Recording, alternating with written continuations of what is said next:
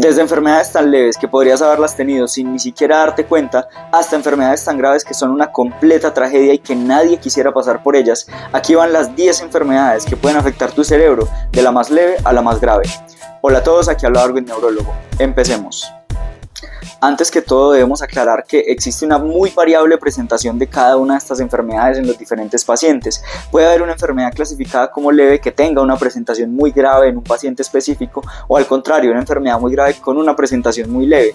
Por eso es que aquí vamos a hablar de los promedios de presentación de las enfermedades, de lo más frecuente que se da en ella, pero no significa esto que en todos los pacientes con esta enfermedad ella se presente de esta manera, y por lo mismo no queremos con este video menospreciar la condición de ningún paciente, pues cada una de ellas pudiera llegar a afectar de manera importante la calidad de vida. Habiendo aclarado esto, empecemos.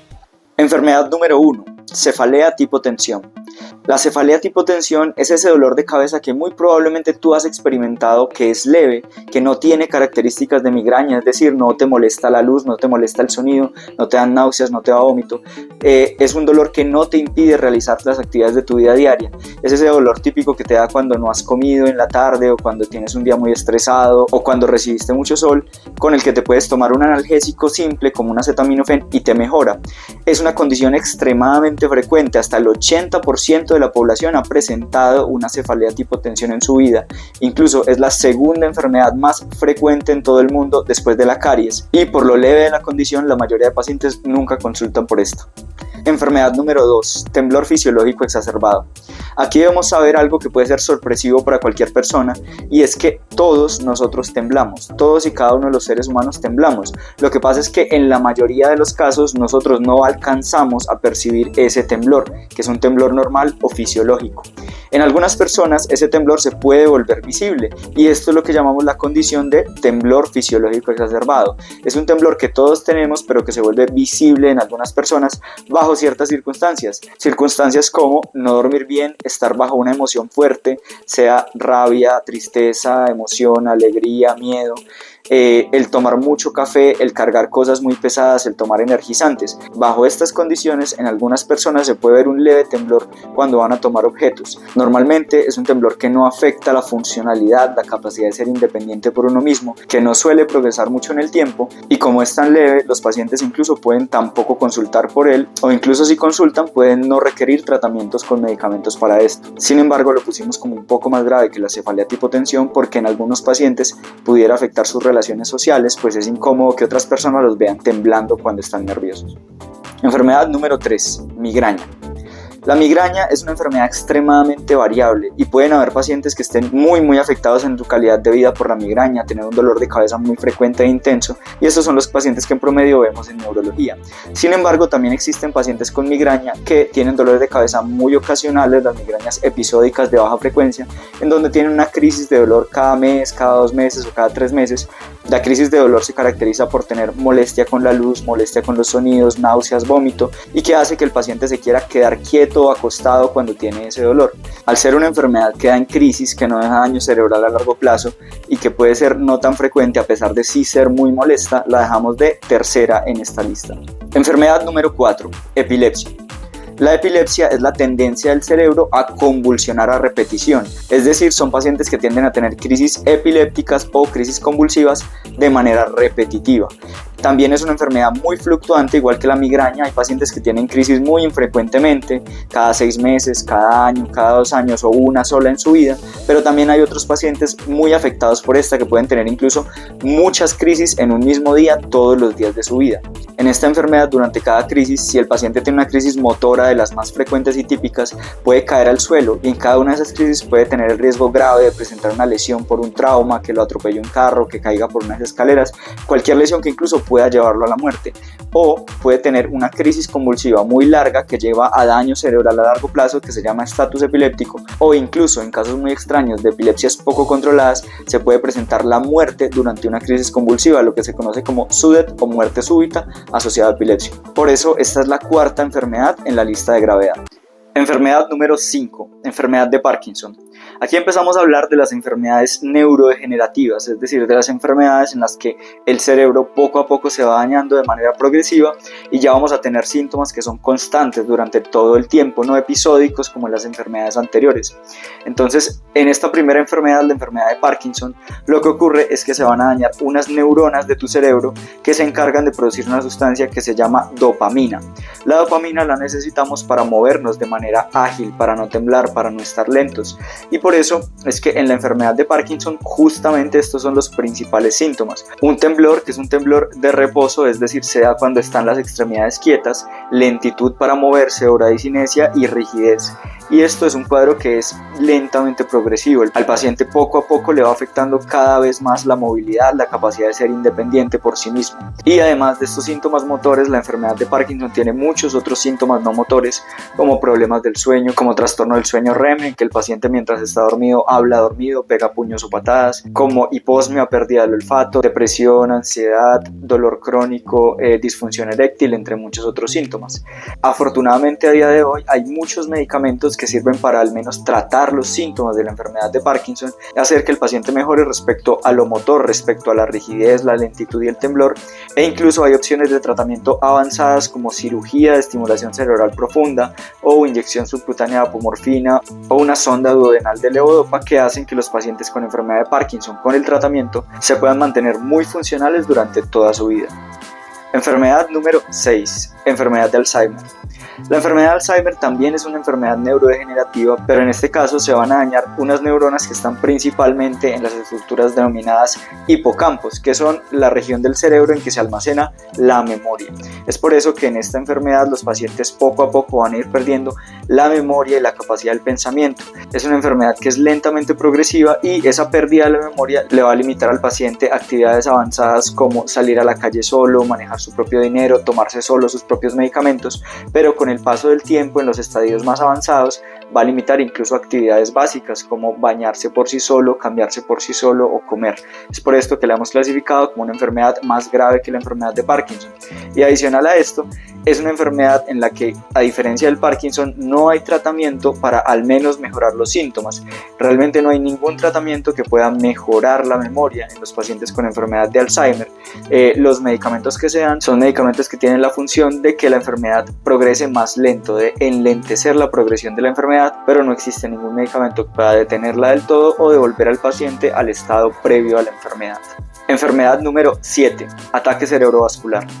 El ataque cerebrovascular, conocido también como infarto cerebral, es una enfermedad súbita en la que un vaso que va para el cerebro se tapa y a esa parte del cerebro le deja de llegar sangre y esa parte del cerebro se muere, dejando esto unas secuelas que pueden ser muy graves en el paciente. Es una enfermedad de una gravedad muy amplia, puede ser tan leve como ser completamente asintomática, tener un infarto cerebral y no sentir nada, a una enfermedad tan grave como que te lleve a la muerte.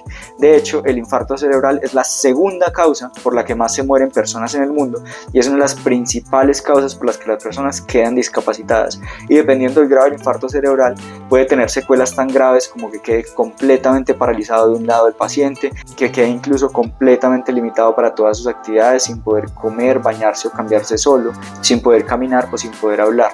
Sin embargo, a pesar de ser una enfermedad tan grave, es una enfermedad en la que si en el momento en que se presenta se actúa rápido, tiene tratamiento.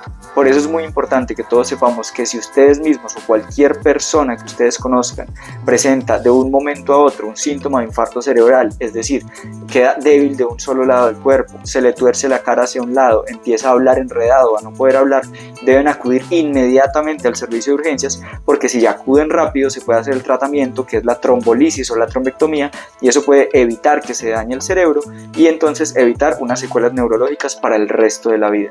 Si no acuden rápido de urgencias, el cerebro se va a dañar completamente, van a quedar las secuelas y ya no se podrá hacer nada para revertirlas en el futuro. Enfermedad número 8, parkinsonismos atípicos.